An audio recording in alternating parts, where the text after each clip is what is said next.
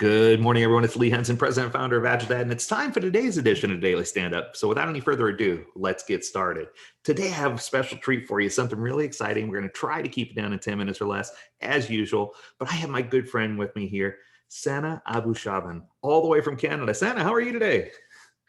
I'm pretty good, Lee. I must say I'm pretty impressed with your way that you pronounce my name. Thank you very much. You nailed it, honestly. Well done. Thank you. Well, it only took 100 tries practicing in the mirror, right? That's what I tell people all the time. But this is just an amazing opportunity. The reason why I brought you on is to kind of show off to the world. You were one of my students in my classes. Very impressive. The way you handle yourself, your radical candor, the way you performed an exercise, everything was just on point. But then I took an opportunity to do something. Now, this isn't something I normally do with every student, but when I have a rock star in my class, I do a little bit of what I call LinkedIn investigation, AKA stalking. And Yeah. what I found was I saw some of these things in here. Project manager for the federal government of Canada, women in tech and leadership speaker, co-creator, women in IT, IEEE Canada, PEO director, women in IT Canada awards, shortlisted for Advocate of the Year 2019. My head about exploded. I couldn't help but have to ask you. You seem to me like the perfect person to tell us more about women in IT and why that's so important. So I'm going to kind of hand this over to you and ask you to please share with us your journey. What brought you here and why is this passion so important to you?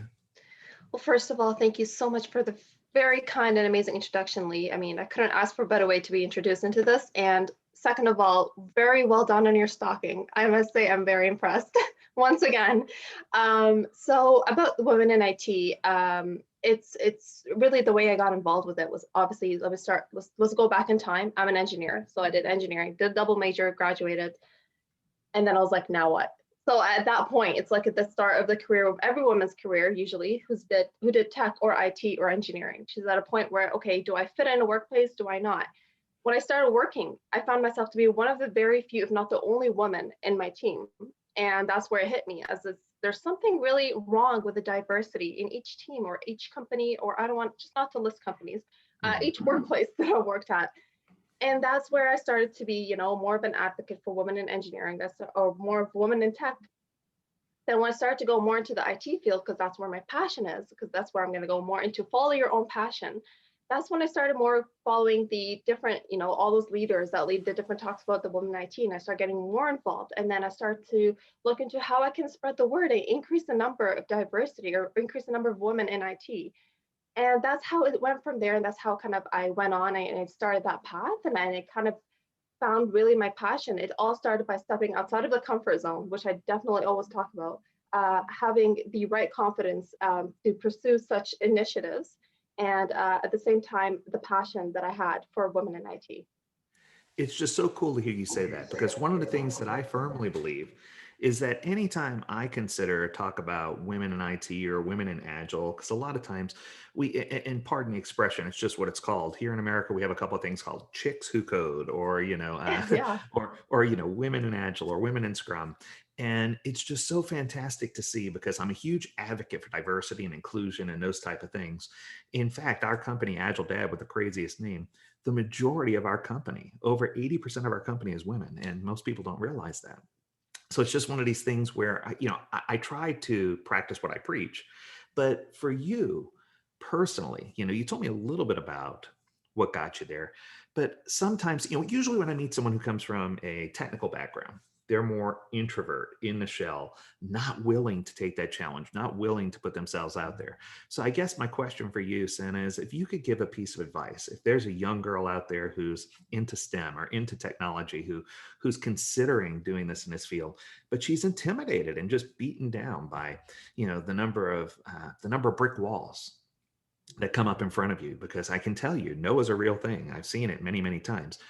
What would you say to a young girl, to someone, or to someone maybe who's already in their career but feels like they've hit a ceiling and they feel like they can't go any further? What maybe are the top 2 or 3 things that you might give them if you could give them some advice? If you could speak to them directly right now, we have a large audience, over 100,000 people.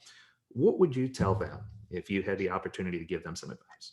That's a great question, Lee. And when it comes to giving advice to young and old, actually, women in IT and women in Agile, which I always talk about, my main advice beyond just having the confidence, beyond following your passion, is don't be afraid of failure. A lot of people are so afraid of failure these days. They just hit that plateau and they're like, you know what, I failed, or more of like, I can't get a job. I'm a new graduate and I can't find a job. And step out of your comfort zone, try different positions. If you did some, like I'm a biomedical engineer, and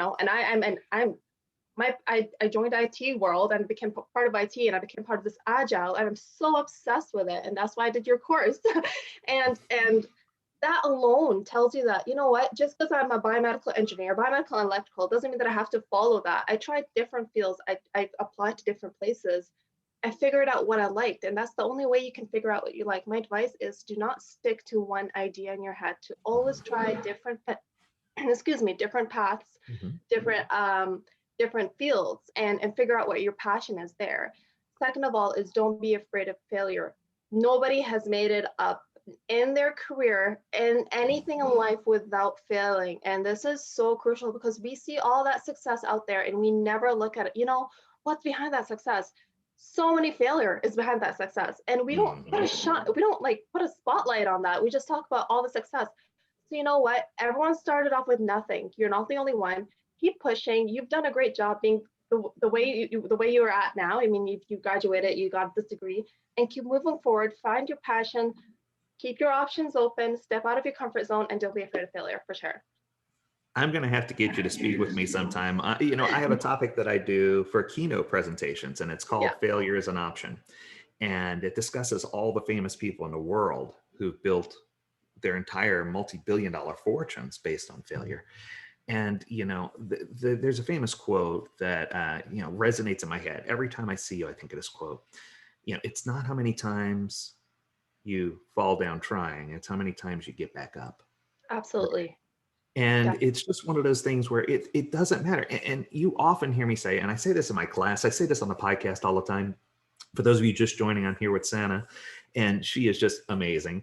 But Thank you so much. one of the things that I see all the time is that, or I say all the time, is that it's important for you to really understand that it's not how many times you fail, it's the one time you do succeed. It's not how many times and I often joke and say women make better product owners and women make better scrum masters because they have this sixth sense, this intuition.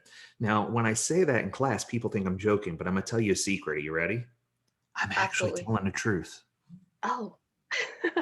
No, it is true. And it's not because a guy can't do it, because I don't want to be an isolationist, but it's Yeah. because for some people that's a learned skill, and for other people it's something that just comes naturally, and it's awesome for them. And I love to see that, and I love the way that you embrace change. I love the way you embrace figuring things out and figuring out your path and not having to stay on one rigid path. There's so many people who Hmm. say my path in life is to go in this direction, and that's the only thing I'm going to do. And No. in my opinion, the only thing that's worse than no direction is one direction. We talked about that in class, right? You use that in your class, and I loved it. I've been using it ever since, every day. There you go. Yeah. So I guess I want to close with a final question because we're running short on time here for the 10 minutes. And it would be this. Now, you mentioned you came through my classes, and I mentioned that too. If there Mhm. was one thing that you could tell people, because I mean, with all the qualifications, with all the skills that you have, and with all the things that you have going on, I'll be honest, I was humbled to have you in my class because I feel like you were just one of those really rock star students. So I guess what I'm asking you for in return is if you could leave a word of wisdom for someone who's on the fence, who's saying, I want to take a class, I want to go to a certified scrum master or product owner class, but I'm just not sure. There's 100 of them out there with all these different instructors. There's all these different things going on. What would you say is one thing that either motivated or inspired you to go to class, or one takeaway that you took from the class that you feel like really elevated your game or stepped things up? What's one thing that separated this or made this valuable to you, the opportunity that you had to go to a class? One thing that really made this valuable, well, what really got me to take this class is, again, I'm all about change, which means I'm all about not just outside and extracurricular change and Mhm. women in IT, women in Agile and women in STEM. I'm more about change in the workforce, change in the workplace, change in the product, change in how to make things more efficient, Mhm. and how we can save money and how we can actually make a difference. And that what really allowed me to take your course, Lee, and what really helped me tremendously. And I'm not saying this because you're doing this with me, but Right. honestly, I've recommended your course to so many other people because of all the great structure, the great content, and the way that you personally instruct that course. It's phenomenal. So definitely, it's about how we can, if you're in it, to look at a way you can make a change in your current workplace, in a product, in the way things are done in project management. Definitely, I would highly recommend that course that I took with you. Two courses actually that I took, advanced and then on advanced. And I hope that really answers your question about what really has driven me to take your course in the first place. After I've taken your course, um, the way that you have actually presented the information across to your students, kind of, not a lot of instructors can really give an information, have it stick in a student's head. The way that you presented it really has allowed me, instead of taking all those notes, I took the time to actually listen and not just take notes, and actually apply those in my current workplace, which I'm so grateful for. And truly, thank you so much for that. That's awesome. I wasn't even prepared for that answer. I'll tell you right now. No, but that was fantastic. My face is a little red. I'm a little embarrassed, and I wasn't fishing for a compliment there. I was just hoping that you could give someone a pearl of wisdom, but that was even more than I expected. So thank you for that, Sana. My Um, pleasure. I hate to do this, but we're going to have to cut this one off because I promised people 10 minutes or less. So I hope that you enjoyed this episode of the Daily Stand Up. We encourage you to tune in for our next episode where you can learn more about other topics. I'm so happy that we had an opportunity to celebrate Women in Agile today.